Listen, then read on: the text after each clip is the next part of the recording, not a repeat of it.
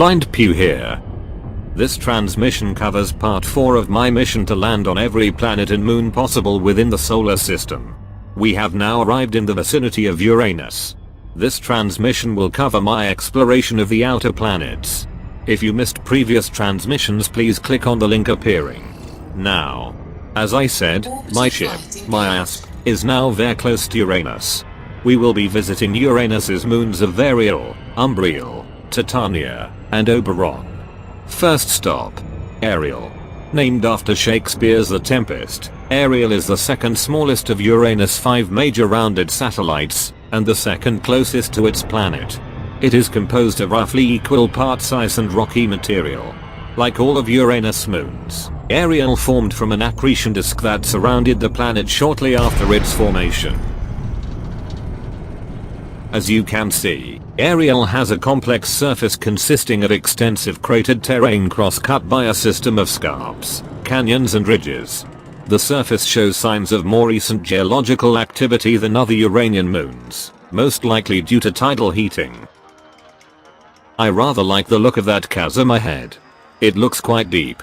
Let's get close and see what we can find down there. I couldn't carry the glide quite far enough. I'll have to boost.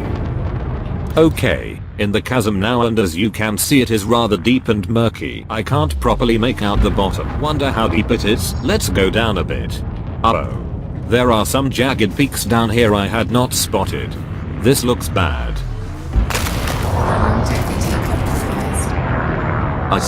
That was bad. Lost my shields and almost half the hull. I will not make it to the end of this mission if I carry on like that. It's like the cracked canopy from my trip to Sagittarius all over again. Very demoralizing. Don't let that happen to you.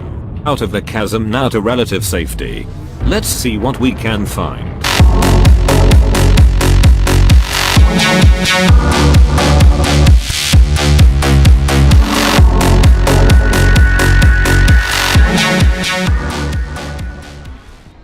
I've landed on the plateau now and I'm going to explore a bit in the SRV. Ariel's network of chasms is calling though. Boosting. Well, that is quite a view, isn't it? Lovely. Magnificent even. Of course such views always come at a price. The landing.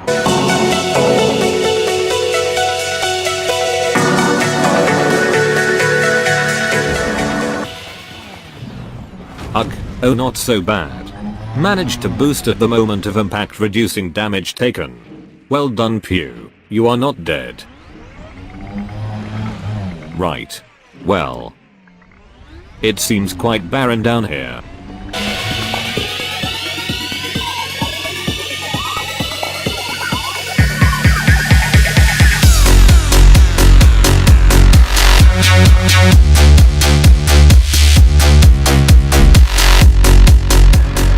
Back to the ship then. And up. And off we go. Frameshift drive charging. I can see Uranus just peeking over the edge of the horizon there. Next stop, the moon of Umbriel. 3, 2, 1, engage.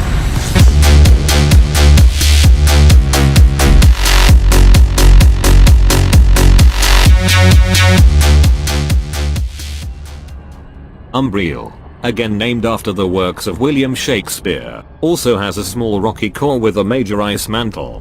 The surface is the darkest among Uranian moons, and appears to have been shaped primarily by impacts. However, the presence of canyons suggests early endogenic processes, and the moon may have undergone an early endogenically driven resurfacing event that obliterated its older surface. Covered by numerous impact craters reaching 130 miles in diameter, Umbriel is the second most heavily cratered satellite of Uranus after Oberon. The most prominent surface feature is a ring of bright material on the floor of Wonder Crater. Umbriel's orbital period is around 4.1 Earth days, coincident with its rotational period. In other words, Umbriel is a synchronous or tightly locked satellite, with one face always pointing toward its parent planet.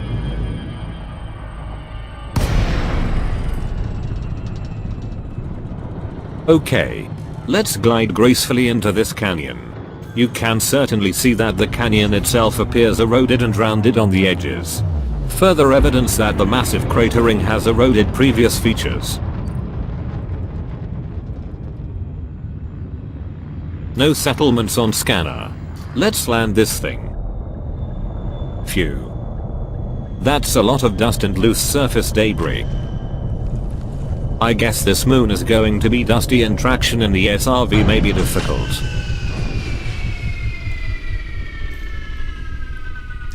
Off we go. Boosting. It's a great way to check out the surroundings.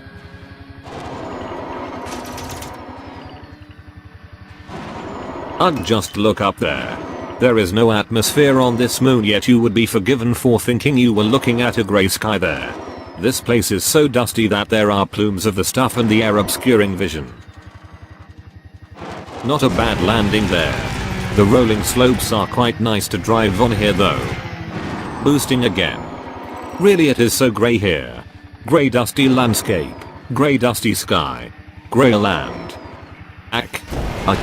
Well, I got that massively wrong and now I'm down to 25% hull integrity. Oh great, now I'm stuck with my face in this dust. Boosting to right the SRV.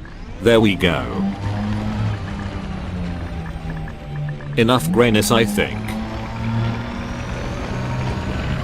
Back to the ship. And into the vehicle hangar for some repairs and lift off. Just looks at that grey dust, it's difficult to see Uranus through all these fumes. Next stop, Titania.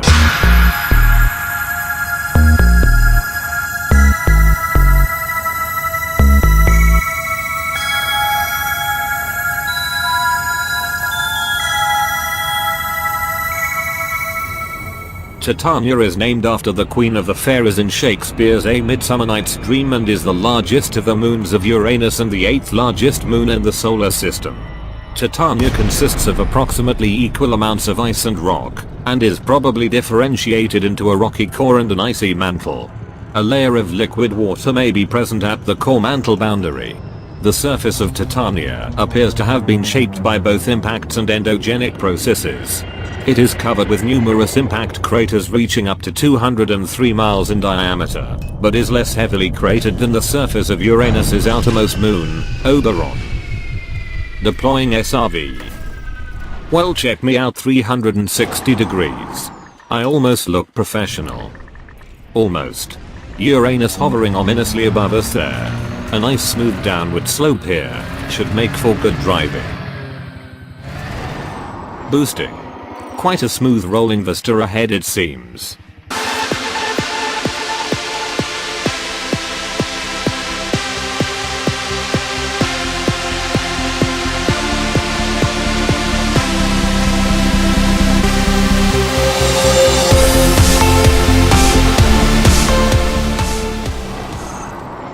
Okay, boosting back to the ship.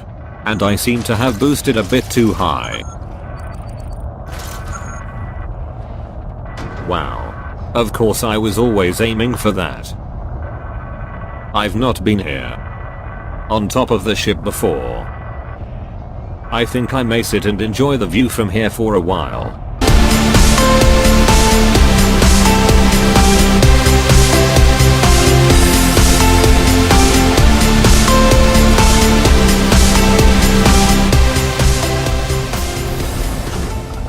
Oh. Something's wrong with my thrusters.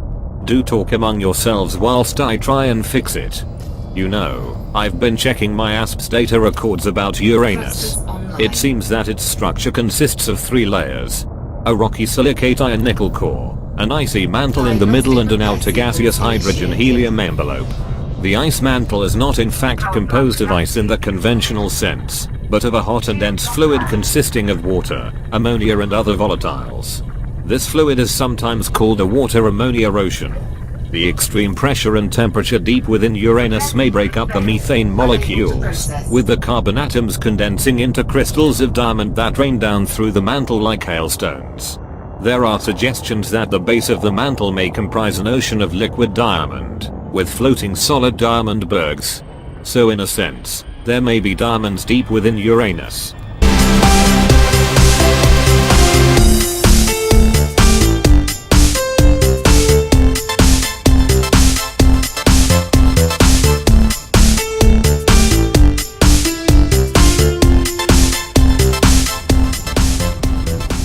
And so, we have now reached Uranus's outer moon, Oberon.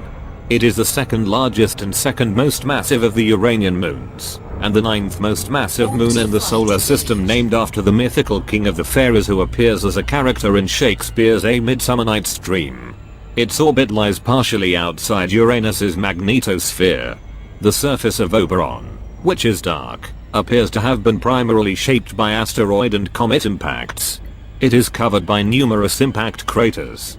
Oberon possesses a system of chasmata formed during crustal extension as a result of the expansion of its interior during its early evolution. You can see that network of chasms ahead of us there. However, I think that I will head towards that isolated mountain there.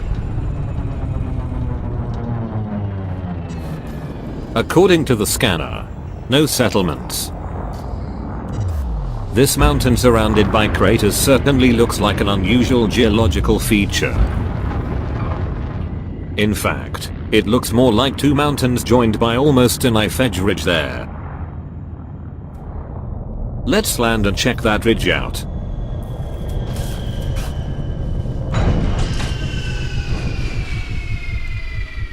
Deploying SRV. Whoa. Quite lumpy here, I had better be careful. Don't want to fall off the mountain.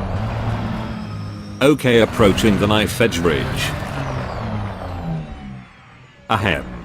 Do you find distances look so small when you are in your ship, but when you get into the SRV you find the distances are in fact huge? I do. All the time. It's certainly the case here. Okay. It's taken ages to get here. I'm certainly not driving back. Recalling ship. But can it land on this ridge?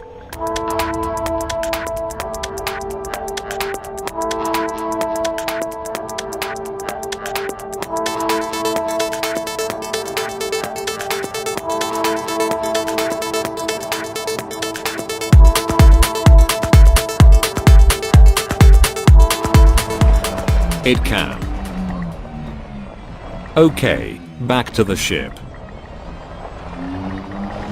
And into the SRV hangar. Liftoff.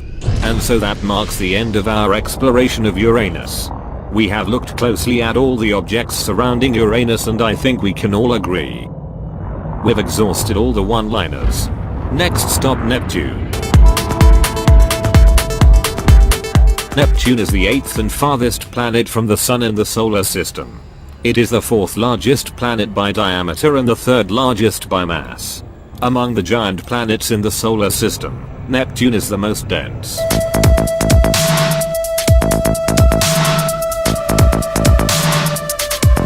But what interests me most about Neptune is its moon Triton. And not just because of the phenomenal way I pronounce Triton, but rather because I can't land on it. At the time I visited, it was off limits to visitors. Oh Triton, what secrets do you hold? There. This world is currently off limits to visitors. I'm going to say it again. Triton. This planet, Triton, certainly looks interesting if you subsequently manage to land on Triton. Please let me know about it by commenting on my transmission.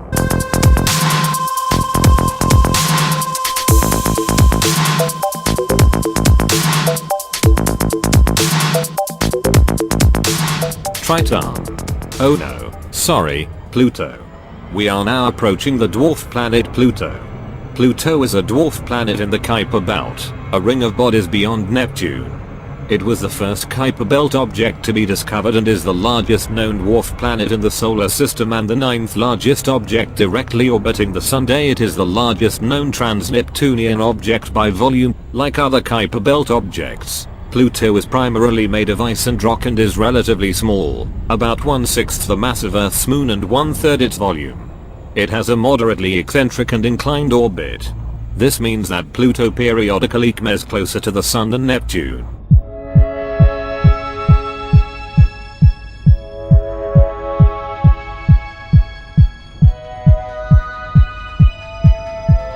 But unfortunately Pluto's tenuous nitrogen atmosphere prevents us landing, so we will turn our attention to it as moon Charon. Pluto has 5 natural satellites: Charon, Nix, Hydra, Cerberus, and Styx. Charon is the largest. It is a very large moon in comparison to its parent body, having half the diameter and 1/8 the mass. It has been suggested that Charon could have been formed by a collision around 4.5 billion years ago, much like Earth and the Moon. In this model, a large Kuiper belt object struck Pluto at high velocity, destroying itself and blasting off much of Pluto's outer mantle, and Charon coalesced from the debris. However, such an impact should result in an icier Charon and rockier Pluto than scientists have found. It is now thought that Pluto and Charon may have been 2 bodies that collided before going into orbit about each other.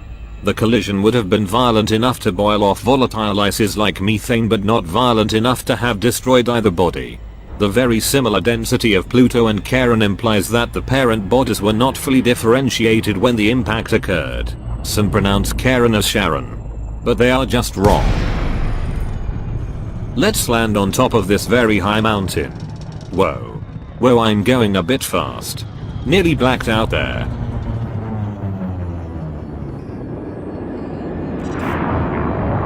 Almost looks like there is snow on top of this mountain. It must be said this mountain is really tall. I don't think that I have seen another like this. Okay, landing now. Yes. Snow. Just look at that. We really are very, very high up.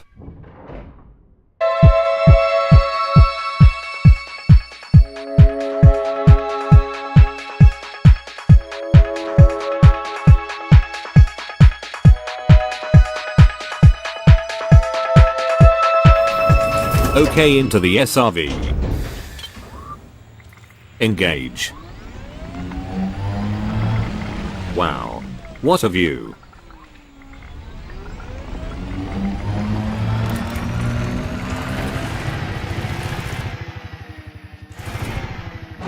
Boosting.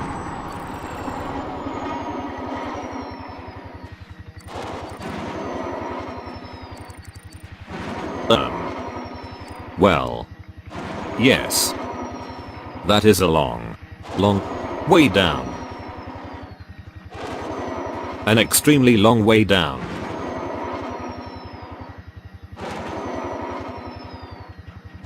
Still, a fantastic view. Quite superb. Just look. So high up we can see the curvature of the horizon quite well.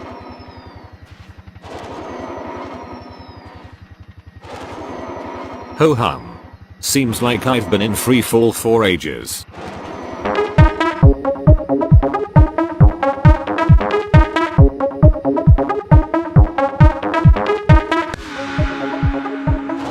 I wonder, can I do a 360? Pluto and Barnard's loop there. Yes, or 360. Easy.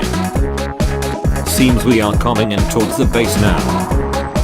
I'll need to get my boosters ready. Here we go.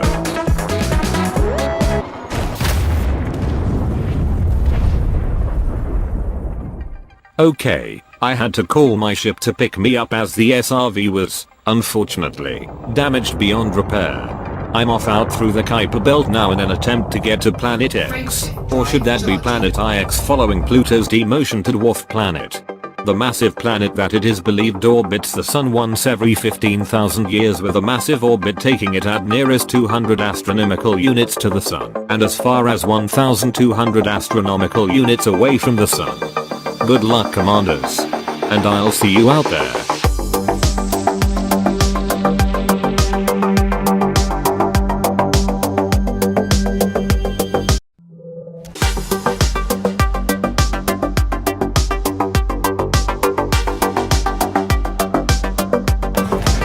Nice view of Saturn itself on the horizon there. This is great. Just like being on a toboggan.